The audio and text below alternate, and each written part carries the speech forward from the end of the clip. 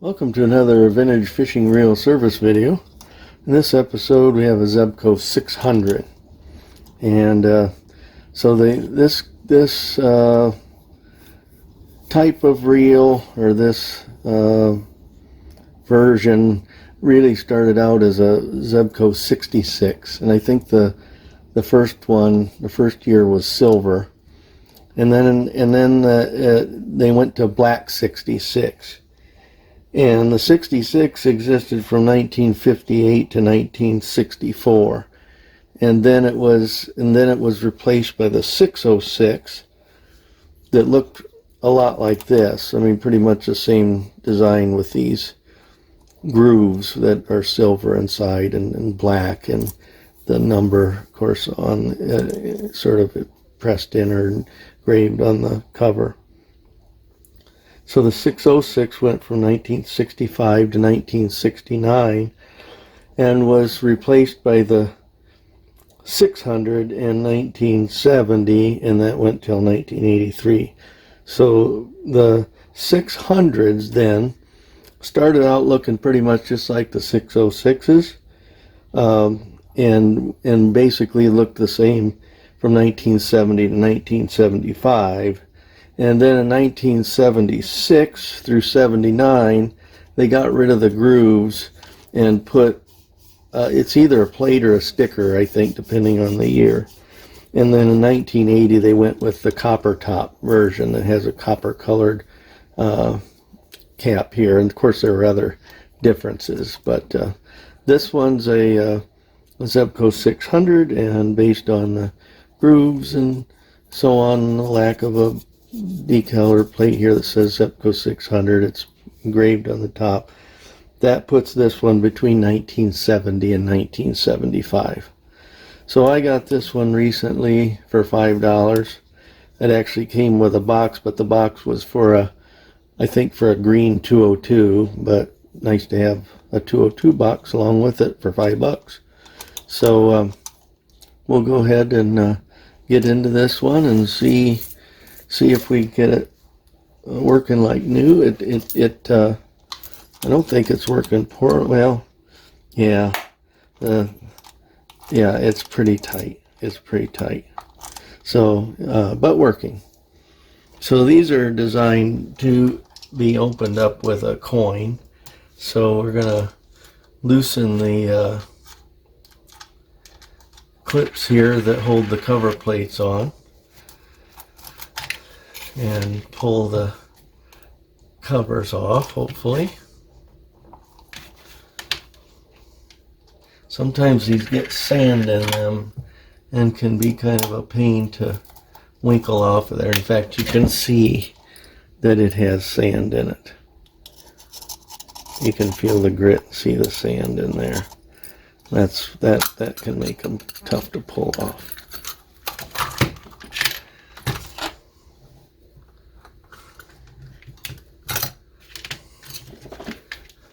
Now luckily this one, the line stop is not broken, so that's in good shape, so that's a good thing.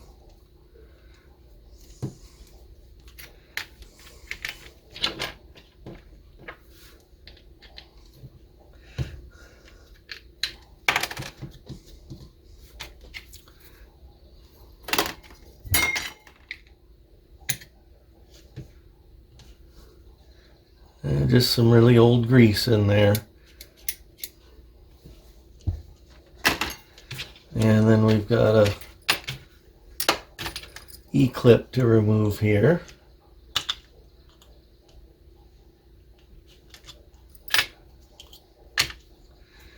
And then sometimes the spools can be a real pain to get off of these. Now that I've done a number of these, but I just, I might do one every few months, but I don't always remember all the details of each reel from time to time. But that one luckily came off fine. Here's your drag adjustment here.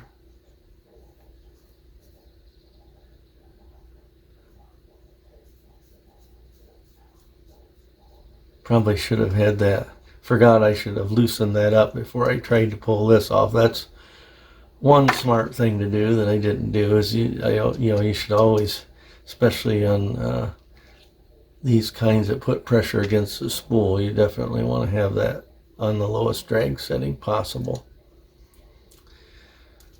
All right.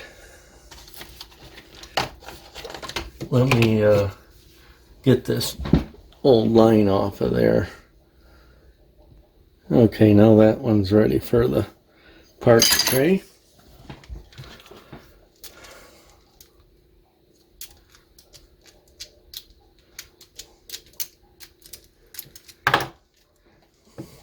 Take our handle off.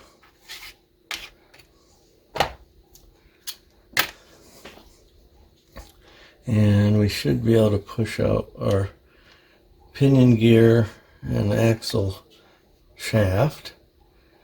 Put that in the parts tray. And then remove the main gear.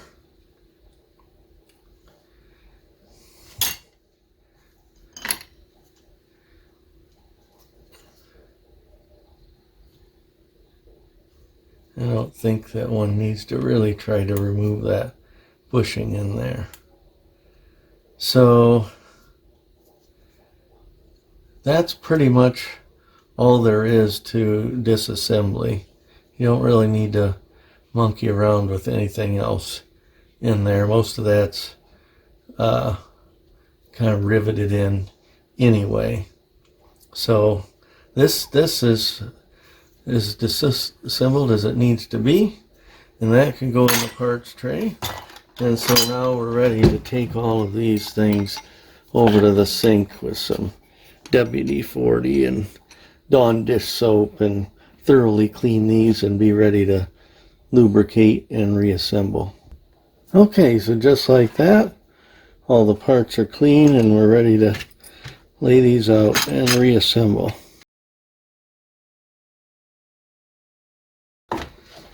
First thing I want to do is take some steel wool and clean off any residue on the shafts and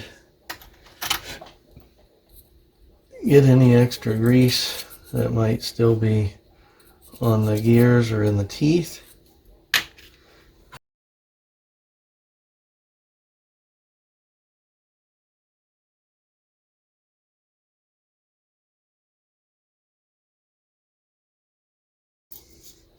And we should be able to start doing our lubrication and reassembly. I'm going to put a little oil in that screw that operates the drag and work that in.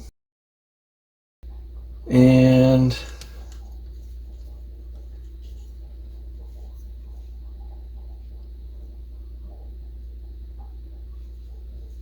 some of these other moving parts.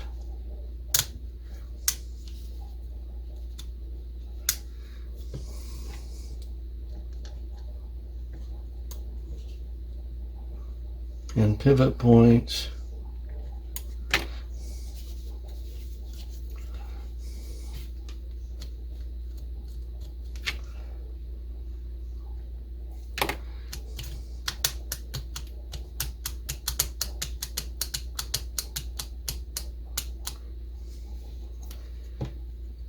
And then we can install the main gear.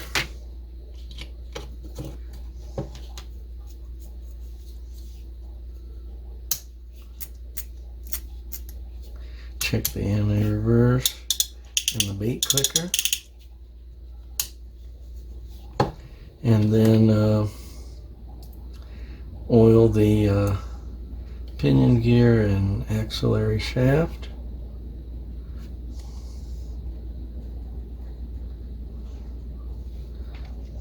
And grease those gears.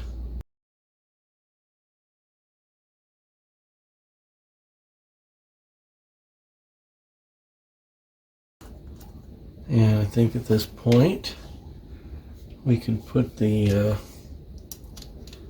handle back on there. And I'll tighten that up a little bit later.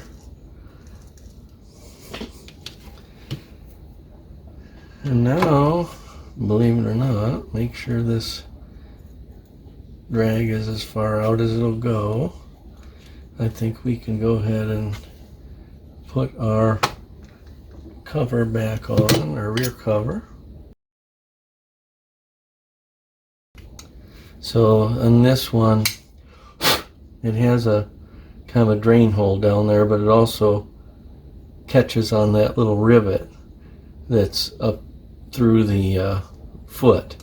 So I think you typically would kind of insert that in first, and then you can push it up that way. So now we can take and grease the inside of our spool, and I like to bend these up a little bit. This is the bait clicker. After being compressed for 50 years or more, you know, it might be a little bit sprung. So now it makes a nice sound when the drag is engaged. And then we can put our E-clip on.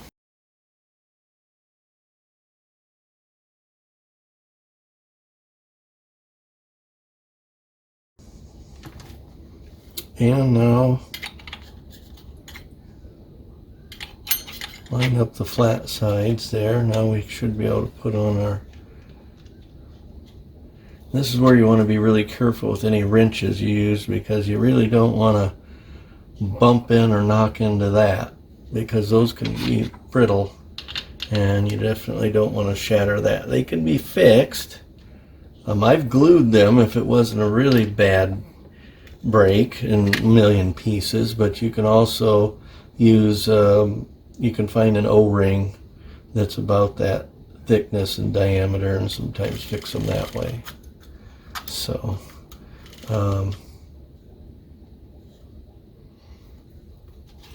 now I don't have any reason to believe that the drag isn't going to work. Everything is working fine, but on these you can't really hold on to the spinner head to check your drag. You really have to have line on there, pull the line, but I have no reason to believe that this drag won't work.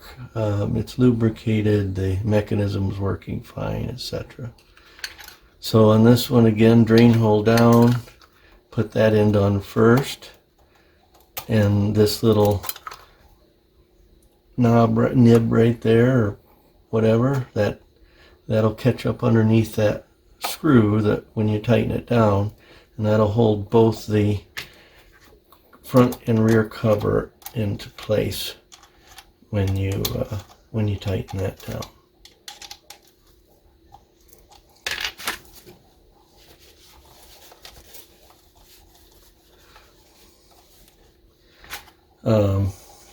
Before I forget, we definitely want to make sure that that nut is on tightly, because you don't want to lose that. So I better make sure that's on tight.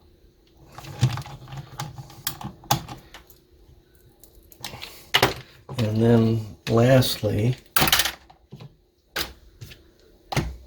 we can lubricate our handle knobs.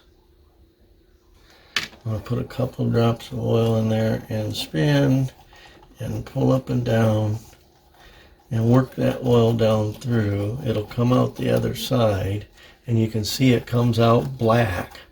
That's because there's all kinds of gunk in there that's being washed through by the oil. All kinds of particles and sand and silt and grime. And so a lot of times, if they're real dirty, I'll do that a couple times. You're kind of washing them out and lubricating them at the same time.